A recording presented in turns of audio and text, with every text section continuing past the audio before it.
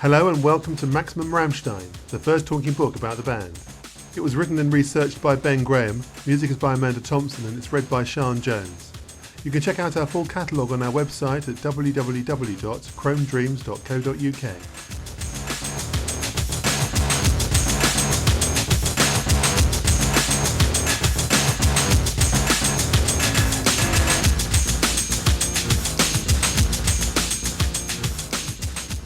Good evening. Hi. Guten Morgen. You understand German? No. No. Houston, you don't have a problem. We are not Nazis, neo-Nazis or any other kind of Nazi. We are against racism, bigotry or any other kind of discrimination. However, we are the best rock band. Rammstein made this clear, unambiguous statement to the world's press in 1998.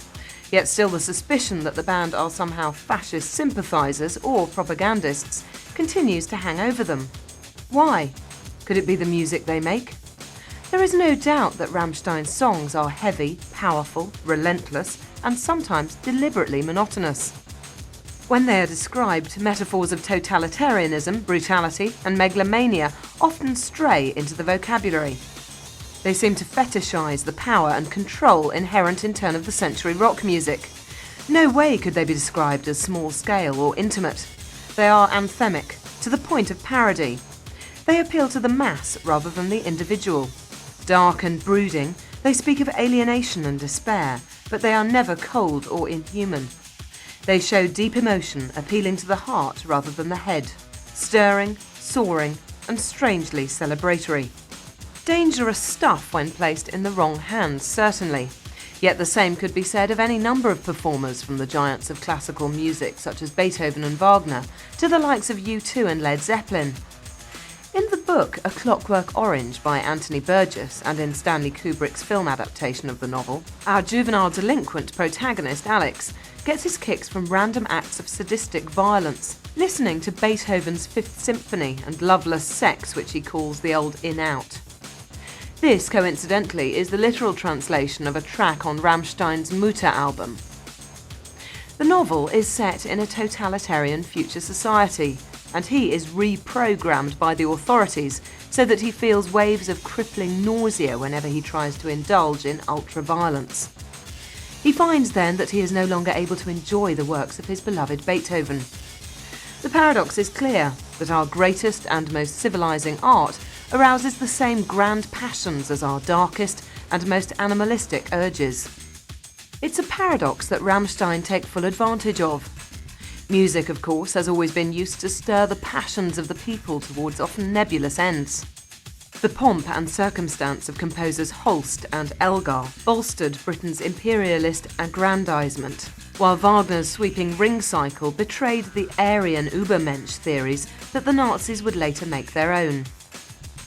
Jim Morrison of The Doors studied mass psychology and the living theatre and talked of inciting riots at his concerts, while David Bowie notoriously flirted with the concept of the rock star as fascist dictator in Waiting, the stadium concert as Nuremberg Rally.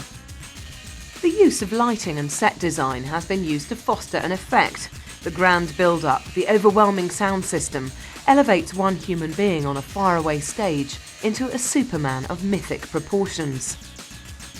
It's become a somewhat glib cliché to say that Hitler was the first rock star, but he was certainly the first to use the trappings and designs that later became commonplace in large-scale rock productions in the 60s and 70s. He may have been making speeches rather than playing music, but he was appealing to the emotions of his audience, not their intellect. Arousing their irrational fear, their buried self-hatred, their insecurities and need for a strong collective identity. Their need, too, for an outlet for all these frustrated paranoia and desires. And all Rammstein are doing is making it obvious, overstating the connection, playing with it, and in so doing, pointing out the inherent dangers in the form. Some, for example, Germany's previous biggest rock-selling act, the Scorpions, would use all the trappings of stadium rock utterly unashamedly, manipulating their audience into a dumb, unquestioning frenzy of hero worship and adulation. Rammstein, however, send up the whole conceit, using the power but undercutting it with a massive dose of black humour. They also own up to exactly what they're doing, which can get them into trouble, whereas the Scorpions just walk blindly and blandly through the clichés. They also sing in English. Rammstein choose to sing in German, which, being their native language, is fair enough. But such is the homogenisation of the global music industry that all international selling rock bands are automatically expected to sing in English or American English, to be specific. So unusual is it to hear a band singing in German, and so deeply ingrained is the association between Germany and Nazism, that hackles are instantly raised. Particularly when half the time Rammstein's vocalist Till Lindemann doesn't so much sing as bark. Particularly when the music behind is dark, oppressive, brutal and militaristic. Particularly when the band are known to sing about taboo subjects of sexual perversion, pain and violence, and when they play overtly with themes of power and control. It's even been rumoured falsely that Till actually based his clipped, forceful intonation on recordings of Hitler's speeches.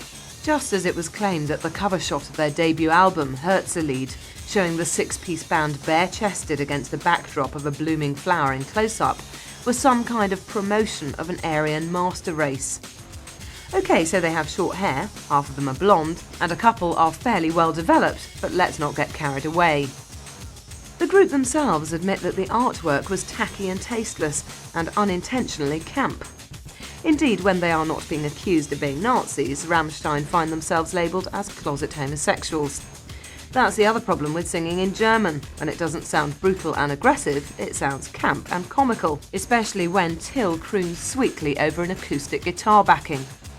The band, incidentally, deny being gay, but state anyway, so what if they are? Rammstein claim not unreasonably that journalists like to stir up controversy just to sell papers. They write, they say, mostly about normal romantic themes, using metaphor and allegory in the same way that songwriters have always done, from the Middle Ages to the Beatles and beyond. Each album only contains 2 or 3 songs that touch on a taboo subject, and the band point out that kids today see so much trash, dirt and brutality on TV and all around them that they're hardly endangered orphans at risk of corruption. Till is adamant, in fact, that all his lyrics are about love in all its forms. The light and the dark side, romance and perversion, the constant cycle of need and loneliness, love, lust, loss, pain and pleasure, elation and depression. The chase, the triumph, the feeling of being trapped by a relationship, the way ultimately we are all at the mercy of forces beyond our control. Rammstein write intelligently and poetically about all these things, utilising a sonic and lyrical inventiveness beyond the grasp of almost all their peers, of whatever nationality. So, as they continue to insist, Rammstein are not Nazis, or even patriots, or even football fans. But they are, with all the knowing humour this statement requires, the greatest rock band, and quite possibly one of the most subversive too.